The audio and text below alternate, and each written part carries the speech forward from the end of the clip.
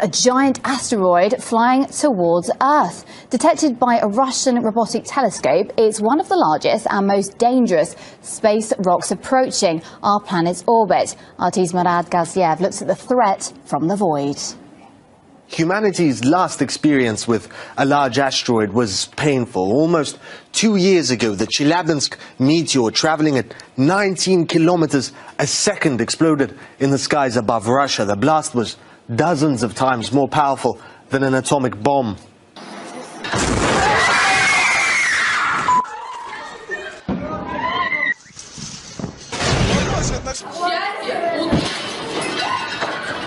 But that meteor was only 20 or so meters in diameter, weighing about as much as the Eiffel Tower.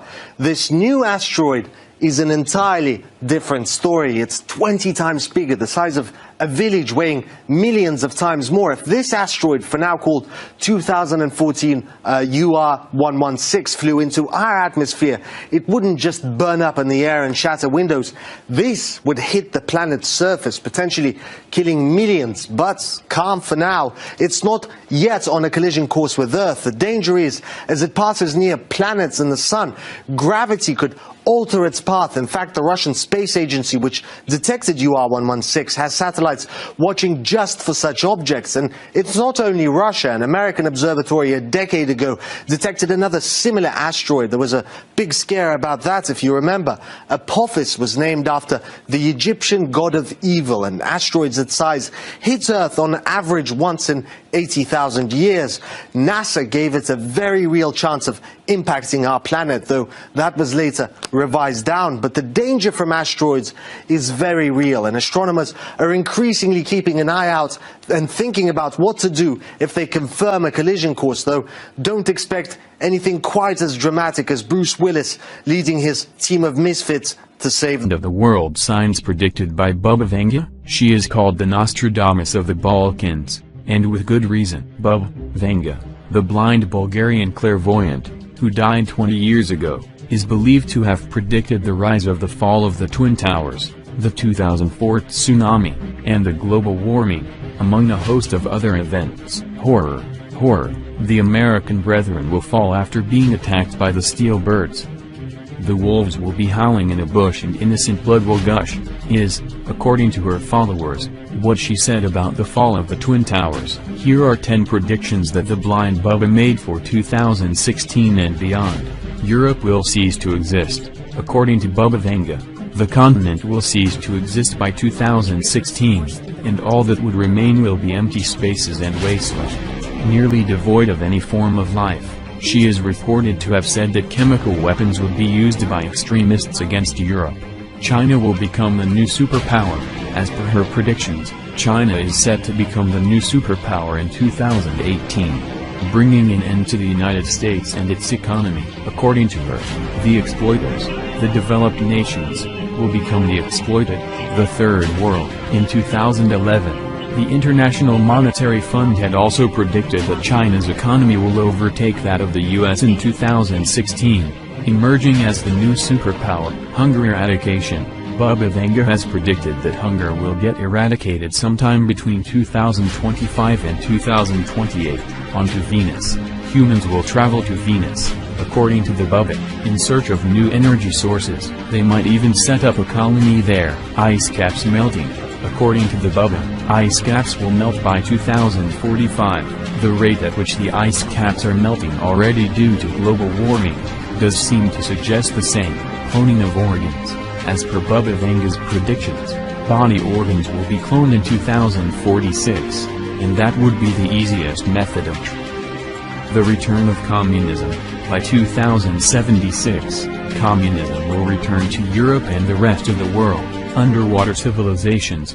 By 2130, civilizations will learn how to live underwater, with the help of aliens. The death of the Earth. By 3797, everything on Earth will cease to exist. However, humans will be advanced enough to move to a new star system. Welcome to a brand new world. A world where the Earth doesn't spin. Where every night is 6 months long. While here in Miami, we're being blanketed by snow again today. And every day is 6 months too. And the planet is scorched by a relentless sun. Today's solar radiation index is extremely high. It's a world where cities have been swallowed by the sea, and others have been all but deserted, the air too thin to breathe. It's a world where we face a desperate future, struggling to survive in an alien landscape.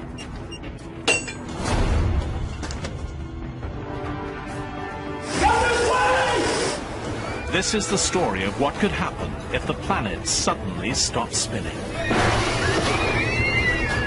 And how on Earth changing one thing changes everything.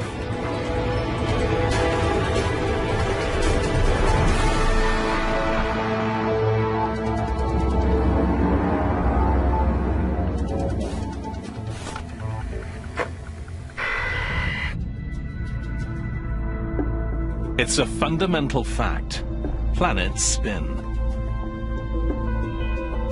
Our solar system was born 4.5 billion years ago from a spinning cloud of gas and dust. As they formed, the planets borrowed some of that early spin, and they've kept most of it to this day.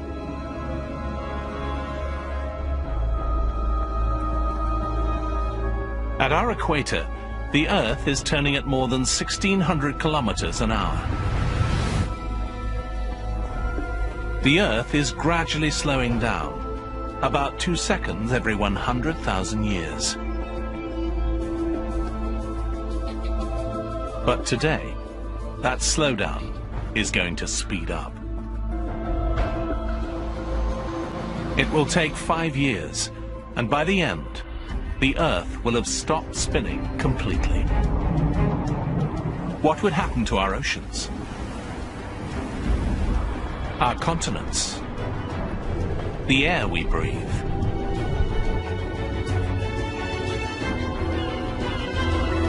What would happen to us?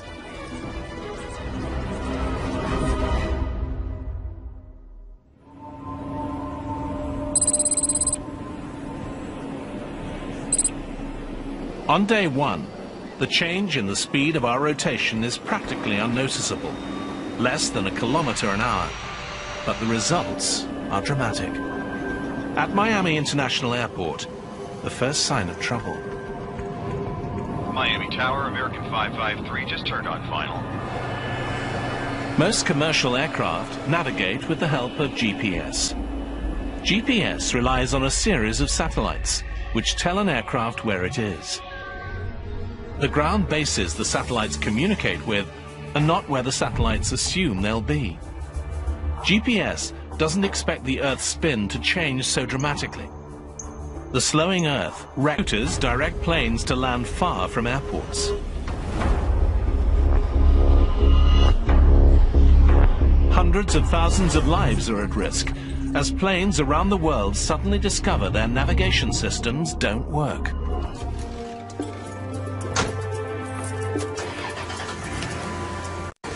Scientists have confirmed an erratic reduction in the Earth's rotation. Some are even suggesting it will stop spinning in as little as 5 years. If it does, the results will be disastrous. Scientists are predicting no country will be spared. In the first week, the problems mount in cities across the globe. The days are getting steadily longer, each one different from the one before. Seconds and minutes will soon become hours and days. The $36 trillion world stock market is in free fall today. Uncertainty about what will happen has shattered investor confidence. What will happen to a 24-hour-a-day world if it's longer than 24 hours? After 2 weeks, the world's spin has slowed by nearly 15 kilometers an hour.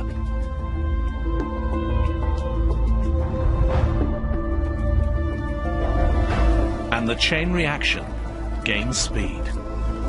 Commercial aviation has been reduced to essential services only, with a record 470 accidents worldwide. Time is the first problem on an Earth that is slowly losing its spin. But after 2 weeks, there's a new, even more critical problem: the oceans.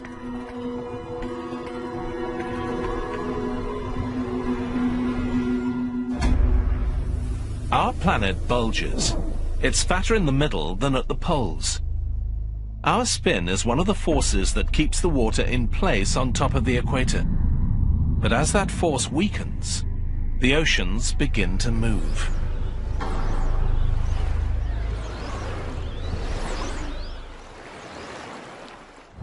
Seas start flowing away from the bulging equator towards the poles.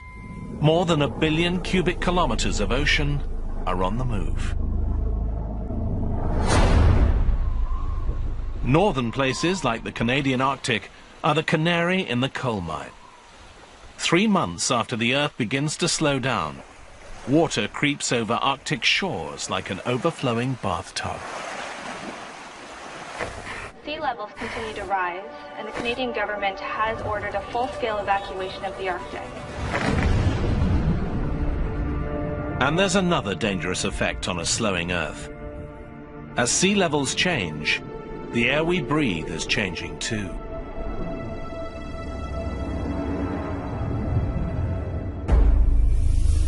Our atmosphere is evenly spread across the planet, and it rotates in sync with the Earth.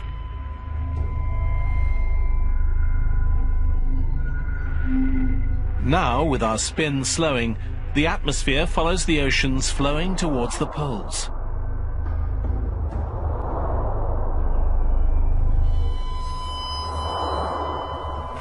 Among the first hit are cities in the tropics, including Rio, Mumbai, and Singapore.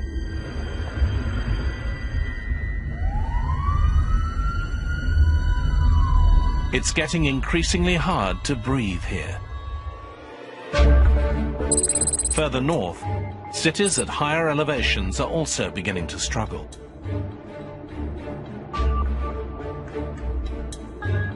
In the United States, people climbing in Colorado experience the effect dramatically. Altitudes of 1,500 meters are now like breathing at 4,500.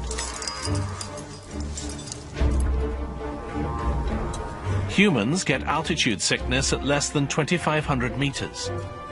Just over 5,000 meters is the outer limit of survival.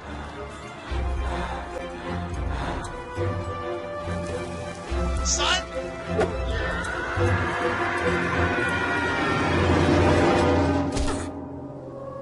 The world is changing quickly, and the worst is yet to come.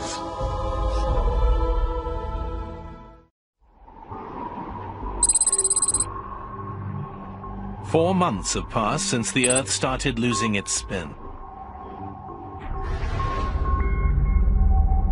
We're now spinning more than 225 kilometers an hour slower than we used to. Each day is almost 28 hours long, meaning 2 more hours of daylight and 2 more of darkness. Officials in Russia report that that country's vast oil fields are now underwater, leaving that country with a fuel emergency just as winter approaches.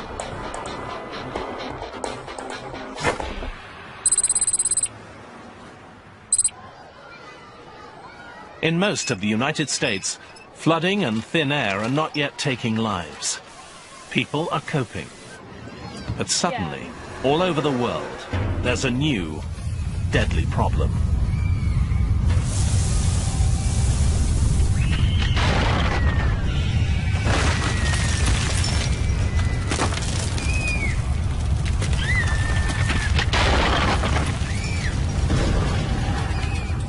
Earthquakes occur where there have never been earthquakes before.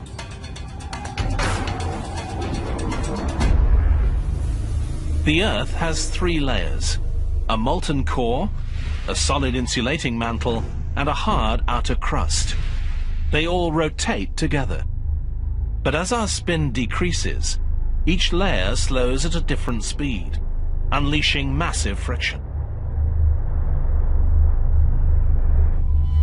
The Earth is literally ripping itself apart, from the inside out.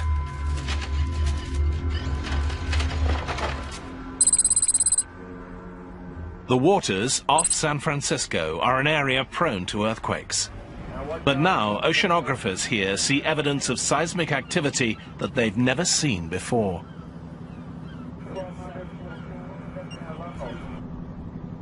Deep cracks in the ocean floor release intense heat.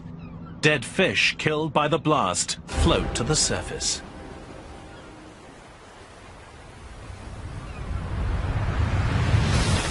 Volcanic activity in and around Chicago has shut down several major arteries. Experts are advising that anyone who can stay home today should do so. The slowing Earth has brought catastrophic geological disasters. The moving oceans are just as wild. Less centrifugal force means the oceans continue to flow from the bulging equator, steadily advancing to the poles. The ocean in the Arctic was once more than 4,500 meters deep. Now, it's more than 13,000. All that water has come from oceans to the south, and shallow areas like the English Channel dry out as waters drain to the poles. For the only time in recorded Paris,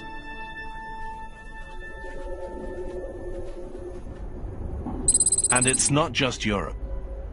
Miami's famous beaches are now inland as the oceans surge to the poles.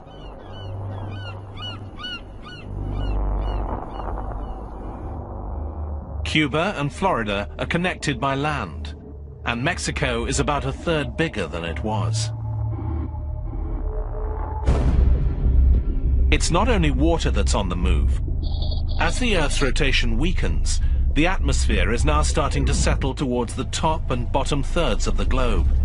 These are the only places people can breathe. New York, London, Toronto are all safe.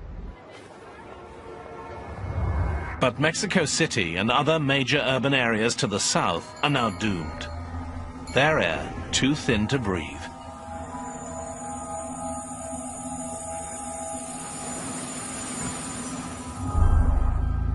In the United States, Denver is called the mile-high city. As the atmosphere thins, it now feels like it's almost 5 kilometers high, with an air pressure that's like breathing more than halfway up Everest. Experts believe that air will remain breathable in lower elevation states such as Kansas, Nebraska, and Oklahoma. Water is flooding in from the north, and air is thinning from the south. But a few small pockets of habitable land still exist in the middle of North America.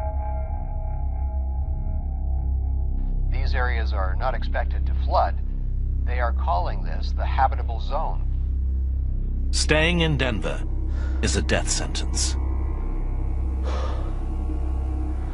Come on, guys, let's go. For the young and old, the effects are already critical. You okay? Soon, the air will be lethal for everyone.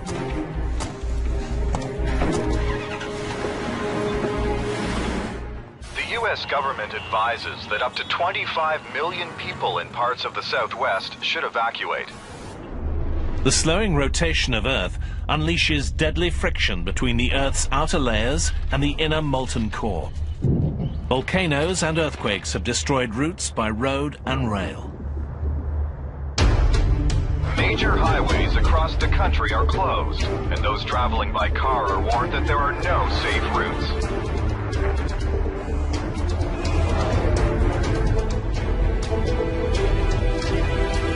Earthquakes, volcanoes, and violence are reported across the states, and those who must travel are advised that the government can offer little by way of help.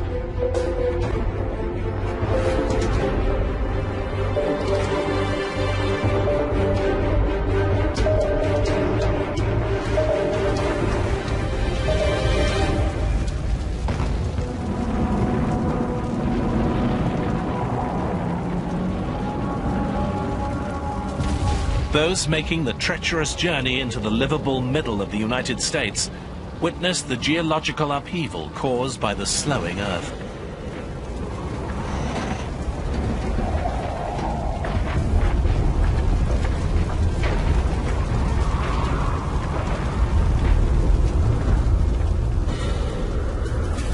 While earthquakes devastate the Midwest, retreating oceans leave major coastal cities high and dry.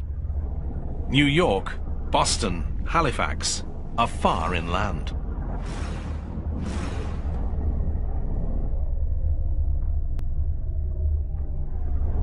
Australia has formed a new continent with Indonesia, and Asia's shallow coast is no longer a coast at all.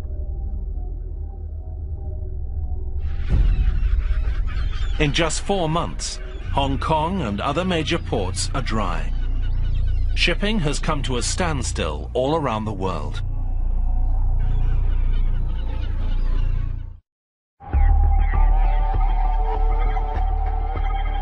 Others are discovering the slowing Earth has a new danger: death by solar radiation. An invisible electric field called the magnetosphere normally protects the Earth. The field is maintained by our planet's spin. The rapid rotation of the Earth's iron core generates it. The magnetosphere deflects blasts of solar radiation.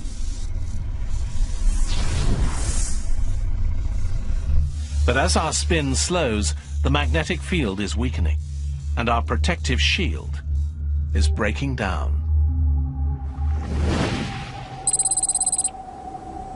Tropical places like Miami are in no danger of flooding. The city sits on the Atlantic's continental shelf.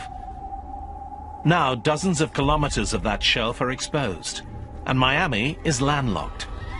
And here, the air is still breathable, but the sun is deadly.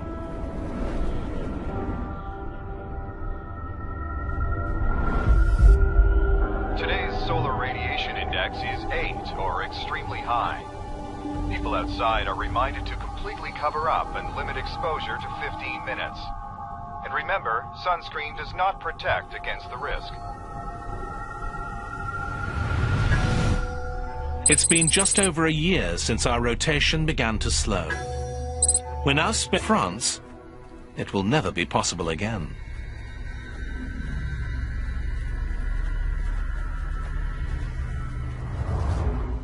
At first, the shallow areas around mainland Europe drained as the North Atlantic Ocean converged on the pole. But now, as the polar sea swells, the United Kingdom and much of Europe are swallowed by a new ocean.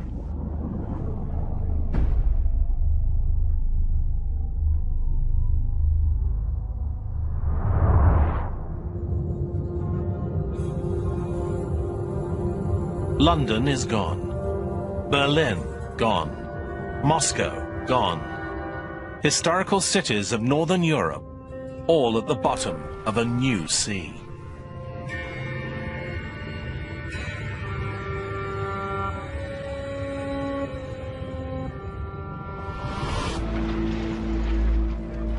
In North America, survivors who have been able to make the trip begin to arrive in Kansas. A college campus has been commandeered. Scientists are working to create a refuge in what they think is the safest place in the United States. No flooding, lots of air, minimal earthquakes. I know everybody's excited. But they face an enormous struggle. There's no food being delivered in this shattered world. Roads are all but impassable. What food they eat, they'll have to grow here.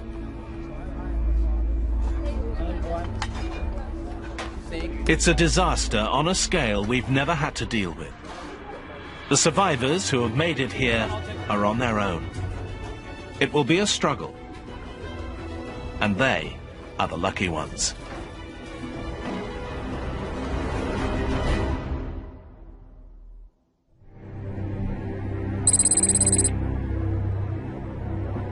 It's taken just 2.5 years, but now the spin of the Earth is just 320 kilometers an hour, more than 1,200 kilometers an hour slower than it once was. Entire countries are underwater. In others, the air is too thin to breathe. Survivors face another devastating consequence of the slowdown. All over the world, people struggle to get enough sleep. Each day is now more than 2.5 days long. Each night is too.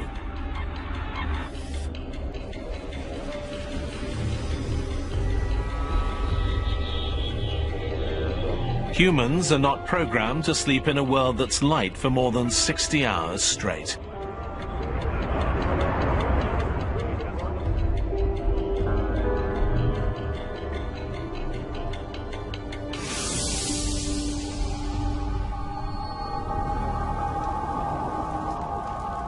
People who live in cities that aren't flooded, where the air is still breathable, struggle with this lack of sleep.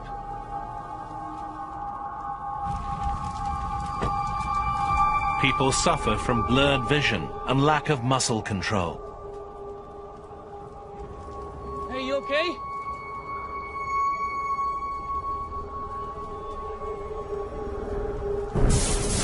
It's a breakdown commonly faced by astronauts, submariners, and Arctic explorers.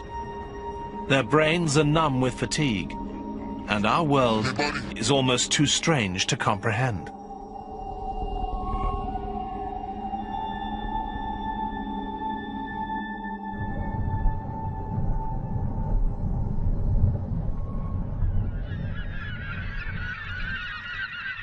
The slowing Earth has a devastating effect on animals too. The migration of most mammals is triggered by the changing length of day. Now the day is getting longer, not shorter. Some migratory birds die as they fail to fly south, and then are frozen as long periods of cold night close in. Other species face the same fate. Caribou.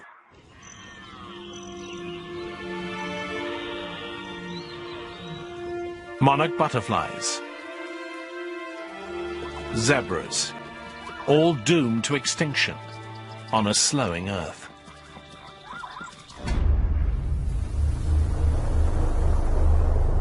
As the oceans move to the poles, a new mega-continent is forming at the Earth's middle latitudes. A group of oceanographers in San Francisco is determined to make their way there. These survivors want to start afresh on what used to be the sea floor. It holds more hope for life than staying in a big city. It's a desperate decision, but on this radically altered planet, there are few good choices. In 2.5 years, a gradually slowing world has been completely transformed. And the worst is yet to come.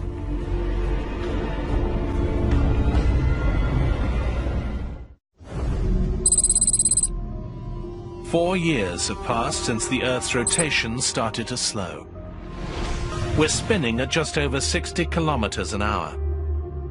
The sun now stays in the sky for 13 days, followed by 13 days of night.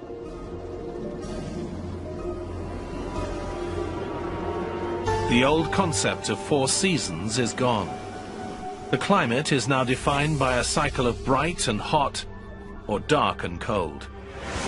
In the long nights, the temperatures can plummet to minus 55 degrees Celsius. Humans struggle to adapt.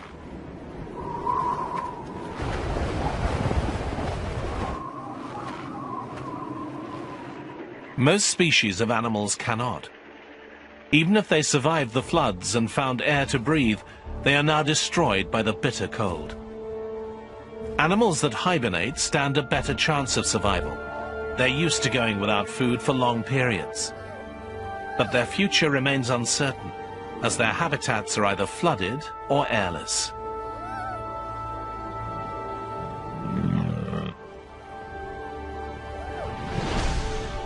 Plants are another casualty. Vital food crops like corn and wheat need lots of sunlight to grow.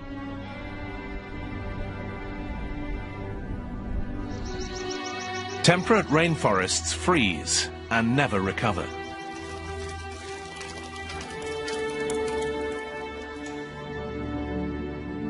Only the boreal forests of Canada and the northern United States are hardy enough to survive the cold and darkness.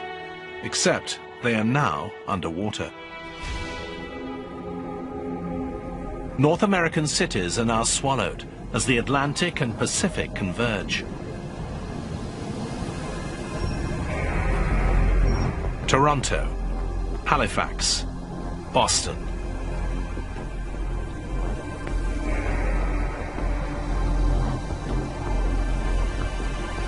Millions more people in the US and Canada are dead.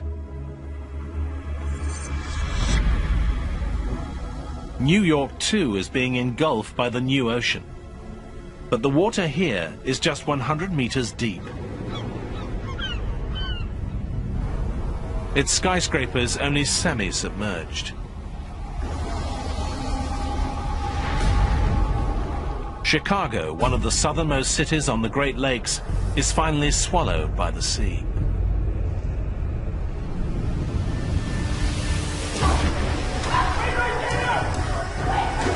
Those who have stayed now leave in panic as seawater begins flooding subways and courses through city sewers.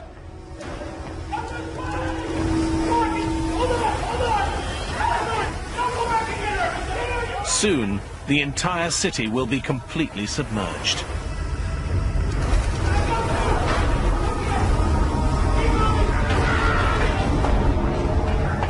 In a world where the massive oceans continue to move, there aren't many safe places left.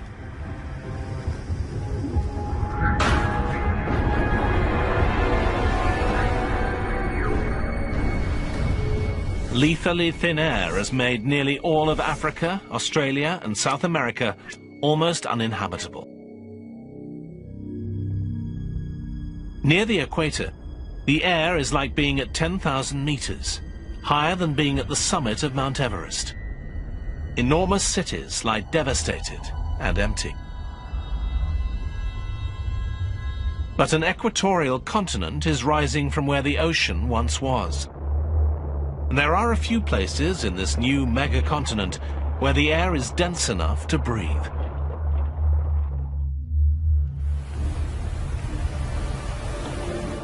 A ship carrying a group of young explorers is making its way west to start a new human colony on what was once the ocean floor. Their journey is treacherous.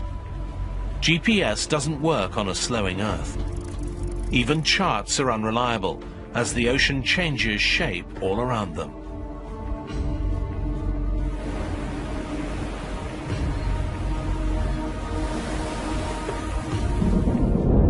But in this savage, changing world, the weather is increasingly unpredictable. The rotation of the Earth creates constant patterns of east-moving winds in the northern hemisphere and west-moving winds in the southern. Predictable wind patterns become unstable. New high-pressure systems form and tear across the planet. Ocean storms are rampant and wild.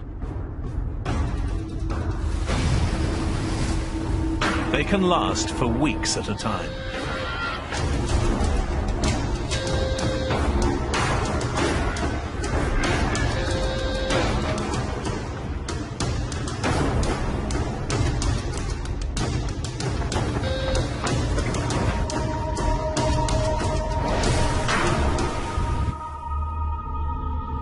Weather around the world is changing. 13 days of darkness send waves of freezing cold around the planet.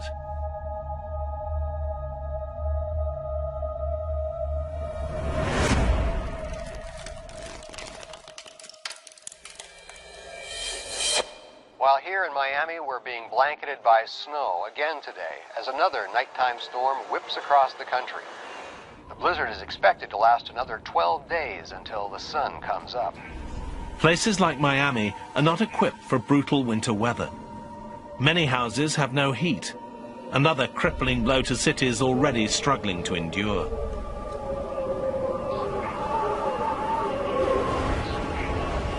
And life all around the globe is going to get harder still. Shape. Kansas is now right on the coast of the new mighty Northern Sea. This sea is 16 kilometers deep.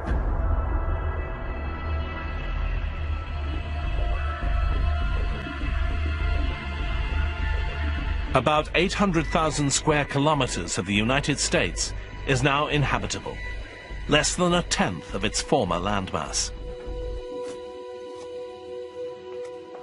Settlers have created a habitat for growing food and staying sheltered from the increasingly harsh climate of extreme hot and extreme cold.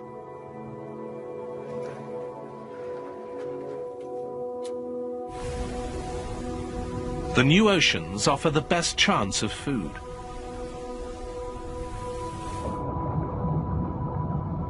The flooding of continents has made them nutrient-rich, meaning a lot of food for fish. Warm water species died as coastal ecosystems were destroyed, either dried up or flooded when the oceans moved. But many cold water species, such as cod, mackerel, and tuna, survive.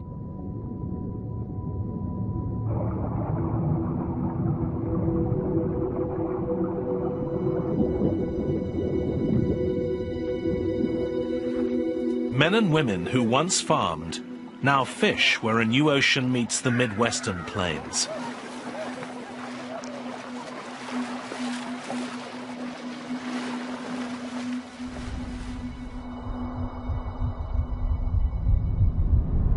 In the long, cold nights, refugees work in teams, catching fish from the freezing ocean.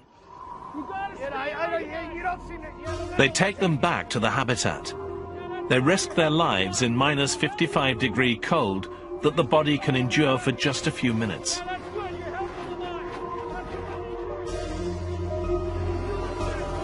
Fishing through the ice is not offering enough food for an increasing number of North American refugees.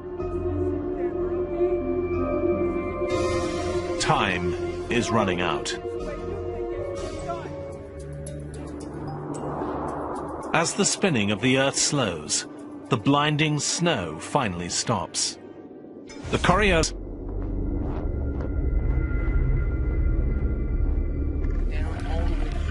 and this stable weather means less precipitation. Rain mostly falls far out on the oceans without wind to blow storms inland. The occasional daytime rain that does come to the Kansas habitat is stored for the long periods of drought. The situation here is desperate.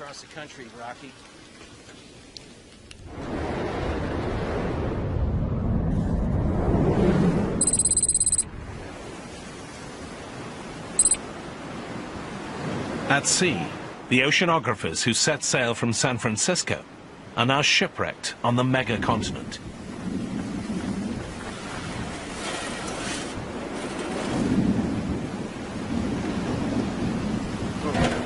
They scour the ocean floor for whatever they can find to survive.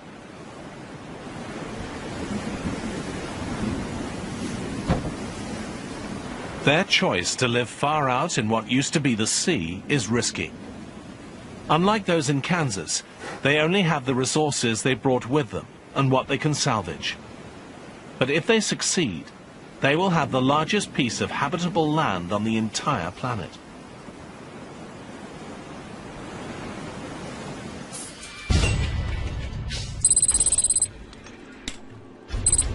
Those who have chosen to stay put in non-sunken cities like Miami face the greatest hardship. You guys check those boxes out. Let's see if we can find something. You guys come with me. You guys check over there. Let's get this done. There's very little to eat. Electricity is unreliable. Clean water is hard to find. There are no food supplies coming in by land or sea. The comforts of technological life are gone. When the resources left behind are exhausted, Miami will have nothing left to live on.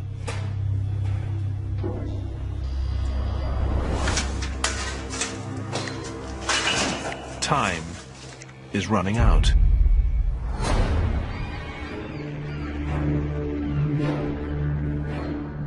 With the end in sight, some survivors decide to leave. They must find a place that is not landlocked like Miami. To survive in this bizarre world, they need to be close to water. And the best place is thousands of kilometers away.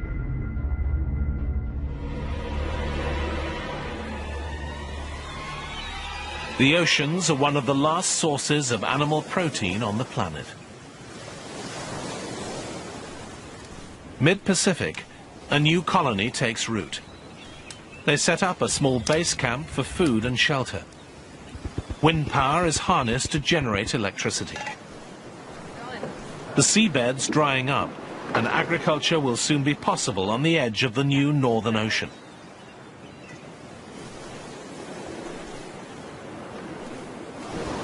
But when the darkness comes, the climate stretches human survival to its limit. More than 16 days of freezing temperatures with a bare minimum of shelter on the open megacontinent.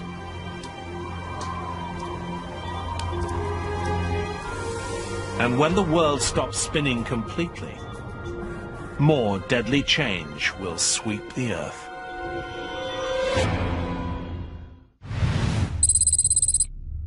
Five years after it started slowing down, the Earth stopped spinning completely.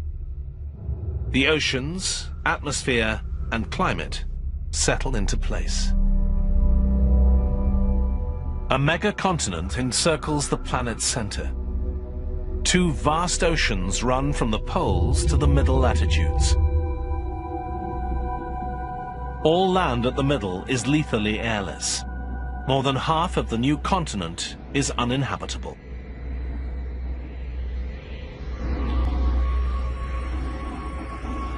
The Earth is not spinning, but it still orbits the Sun. So from now on, it will be light for half of the year and dark for the other half, as the Sun is on the other side of the Earth. The old concept of day and night is dead.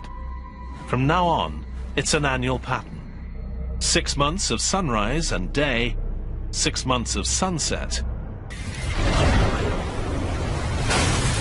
Everything in its path is battered by powerful winds. On the edges of the sun's spotlight, the effects are less deadly. On the new megacontinent near Hawaii, it rains in torrents for a month. In the same way that a hurricane creates storms thousands of kilometers away.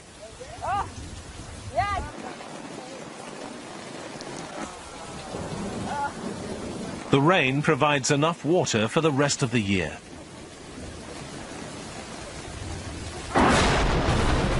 Others are not so lucky. Those living in Kansas are thousands of miles north of the sun's blistering path. They now discover in the stable weather of a still Earth that it will never rain here again. The settlers cannot even desalinate the oceans for water. With the electricity supply collapsed, there is not enough energy.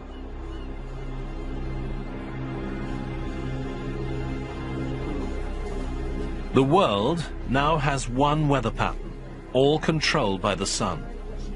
No more winds, no more pressure systems.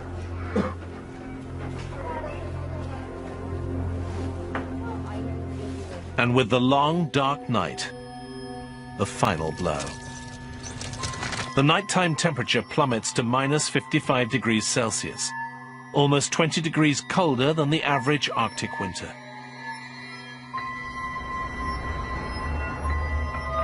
The new polar oceans freeze and stay frozen all year round. On a still Earth, those living in Kansas are doomed. The ocean colony in the mid-Pacific is just 1,700 kilometers from the edge of the sun's path. They can fish without having to break through the ice.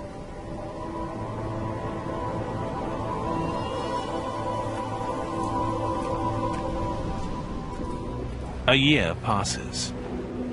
More than 6.5 billion people are dead.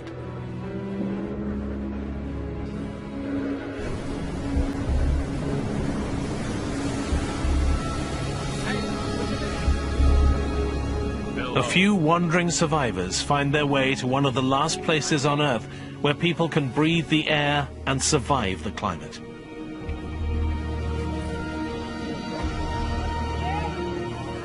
The cycle of darkness and light, cold and hot, wet and dry, repeats and continues for the rest of time.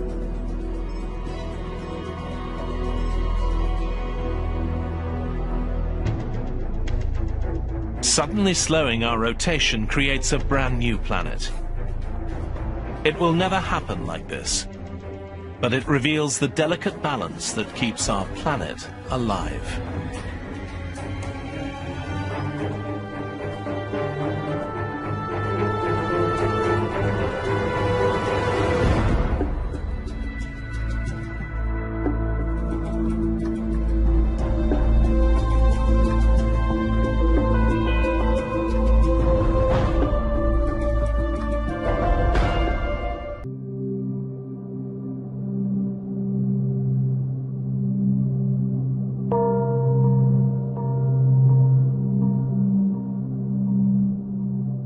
The oft-contested designation of Pluto as the 9th planet is back in the news again today.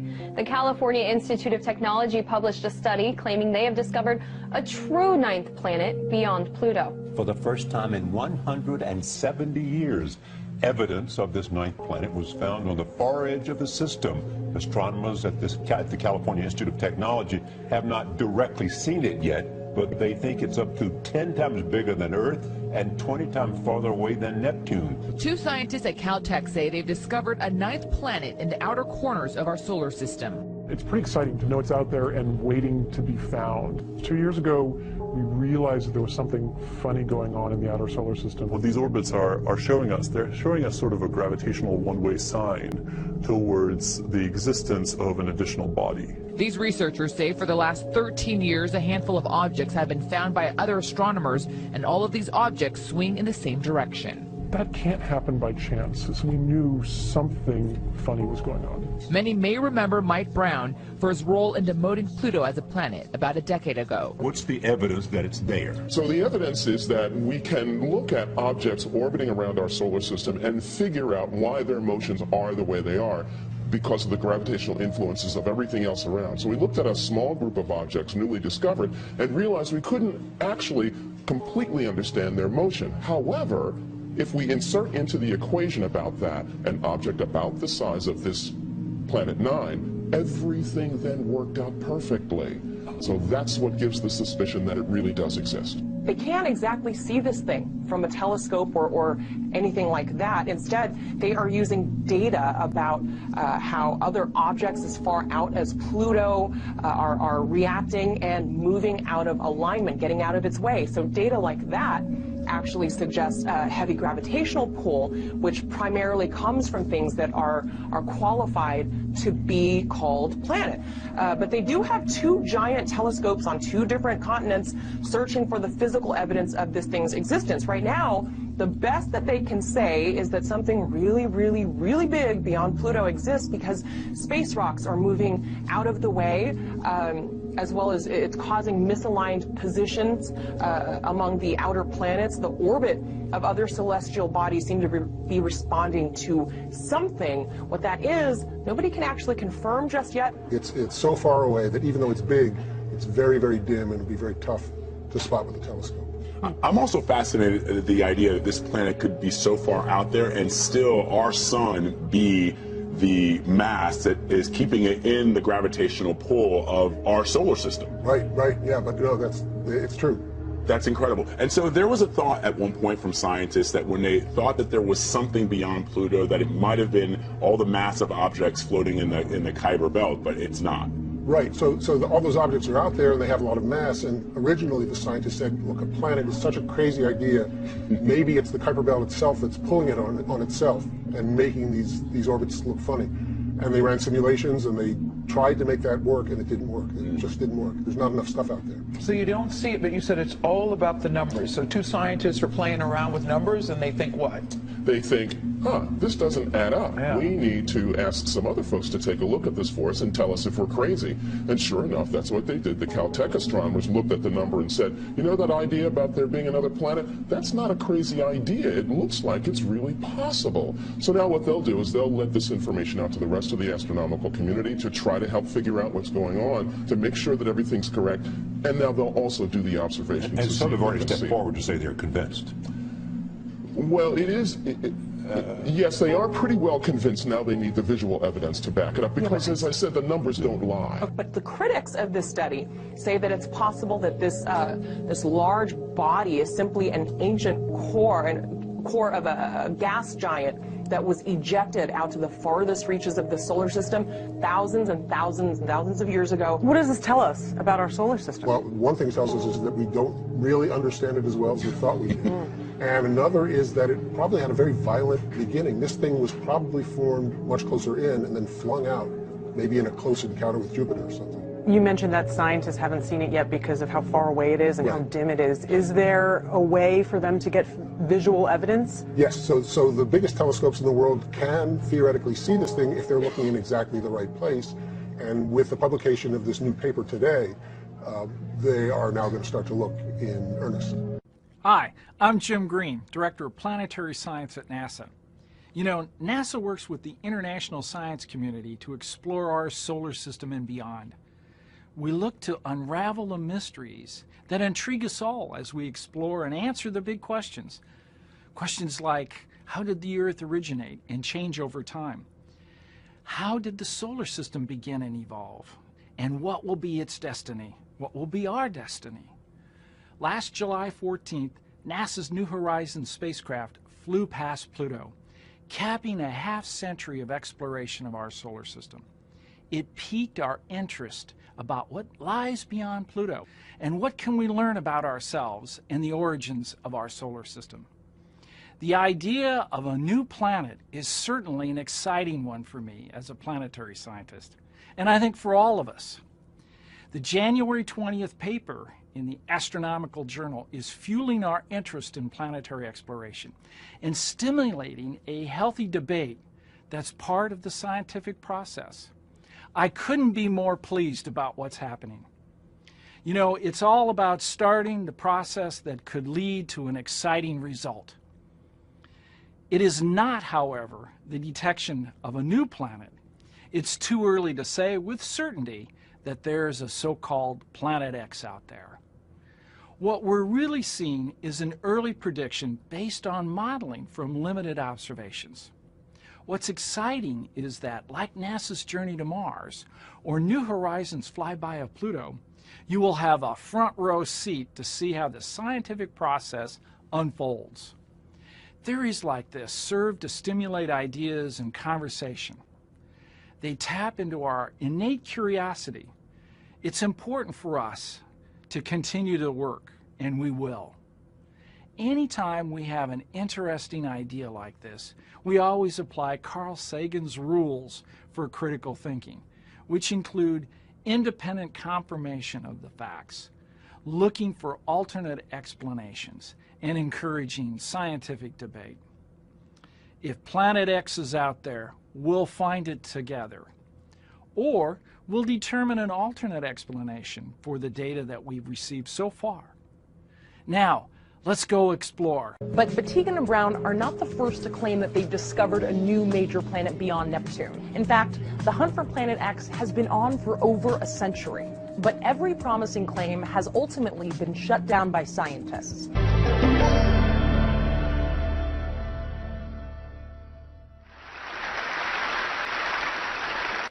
We began in 2009 with the launch of NASA's Kepler mission. Kepler's main scientific objective was to find planets outside of our solar system. It did this by staring at a single field in the sky, this one with all the tiny boxes.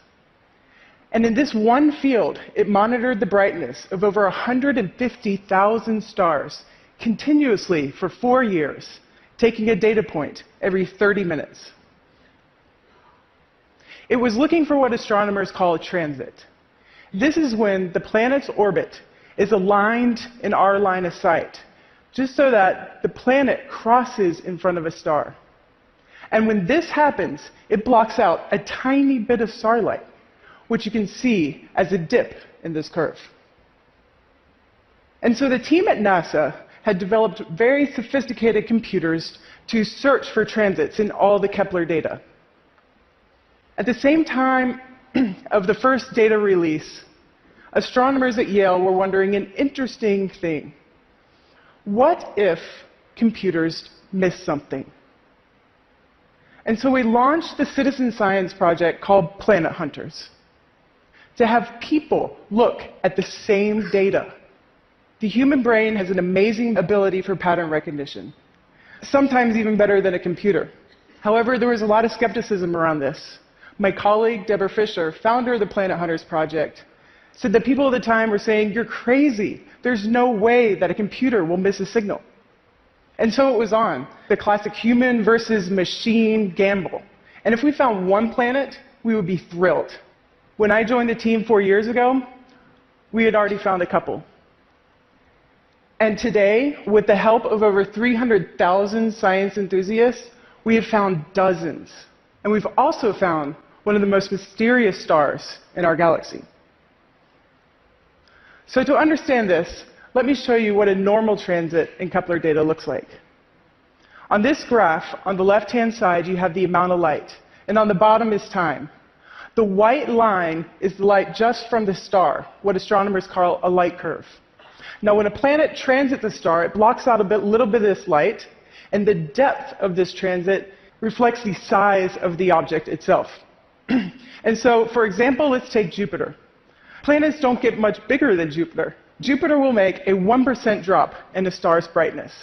Earth, on the other hand, is 11 times smaller than Jupiter, and signal is barely visible in the data. So back to our mystery. A few years ago, Planet Hunters were sifting through data looking for transits, and they spotted a mysterious signal coming from the star KIC 8462852. The observations in May of 2009 were the first they spotted, and they started talking about this in the discussion forums.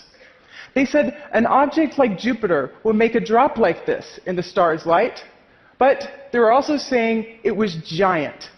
You see, transits normally only last for a few hours, and this one lasted for almost a week.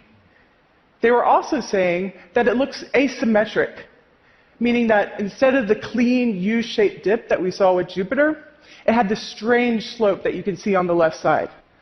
This seemed to indicate that whatever was getting in the way and blocking the starlight was not circular like a planet. There are a few more dips that happened, but for a couple of years, it was pretty quiet. And then, in March of 2011, we see this. The star's light drops by a whole 15%. And this is huge compared to a planet, which would only make a 1% drop. We describe this feature as both smooth and clean. It also is asymmetric, having a gradual dimming that lasts almost a week, and then it snaps right back up to normal in just a matter of days. And again, after this, not much happens. Until February of 2013, things start to get really crazy. There is a huge complex of dips in the light curve that appear, and they last for like 100 days, all the way up into the Kepler mission's end. These dips have variable shapes. Some are very sharp and some are broad, and they also have variable durations. Some last just for a day or two and some for more than a week. And there's also up and down trends within some of these dips, almost like several independent events were superimposed on top of each other. And at this time, this star drops in its brightness over 20%. This means that whatever is blocking its light has an area of over 1,000 times the area of our planet Earth. This is truly remarkable.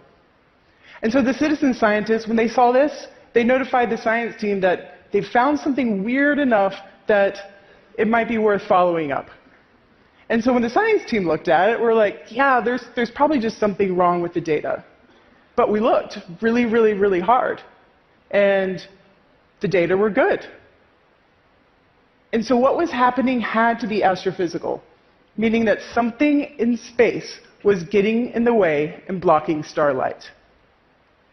And so at this point, we set out to learn everything we could about the star to see if we could find any clues to what was going on. And the citizen scientists who helped us in this discovery, they joined along for the ride, watching science in action firsthand. First, somebody said, well, you know, what if this star was actually very young and it still had the cloud of material it was born from surrounding it? And then somebody else said, well, what if the star had already formed planets and two of these planets had collided, similar to the Earth-Moon forming event? Well, both of these theories could explain part of the data, but the difficulties were that the star showed no signs of being young, and there was no glow from any of the material that was heated up by the star's light. And you would expect this if the star was young or if there was a collision and a lot of dust was produced. And so somebody else said, well, how about extraordinary claims require extraordinary evidence? And it is my job, my responsibility as an astronomer to remind people that alien hypotheses should always be a last resort. Now, I want to tell you a story about that. It involves data from a NASA mission, ordinary people, and one of the most extraordinary stars in our galaxy. A huge swarm of comets that are passing by the star in a very elliptical orbit. Well, it ends up that this is actually consistent with our observations. But I agree, it does feel a little contrived. You see, it would take hundreds of comets to... There might be a whole new planet on the other side of Pluto. It's named 2012 VP 113, jokingly dubbed Biden. Get it? Corey Powers, editor-at-large for Discover Magazine in studio. How you doing, Corey? VP Biden. Right on. There we go. Correct on that. Two images show you. This is the arrow obviously pointing to it. But there are three dots on here. One is red, one is green, one is blue. Right. What's significant? So this is the actual discovery image. Basically, two astronomers were looking one little patch of sky very, very far away, looking for exactly this kind of thing. Stars don't move. Planets or anything that's like a planet does. So this is color-coded. This is what they saw on different nights. They're looking for one thing moving. They color-coded it to show that all these stars are staying still. This thing is moving, and the way it's moving... So this is just one... It's one object, color-coded. Is Pluto on this? Pluto's in a whole different part of the sky. So this is way out there. This is way out there. This is more than twice as far away as Pluto. Unbelievable. Why does this matter, Corey? Well, there are two ways you can look at it. I think I look at it first of all as an exploration question. That we know where we are on Earth. We've mapped our planet. Our solar system is still terra incognita. It's full of surprises. This object is something that astronomers said shouldn't even be there. There's a whole other solar system beyond the planets that we know that are full of these things that are sort of planets, sort of comets. Some of them they call dwarf planets. That's what they're calling this one. What we're seeing is we're seeing our neighborhood. We're seeing what's around us. And then the second part, we're seeing where we came.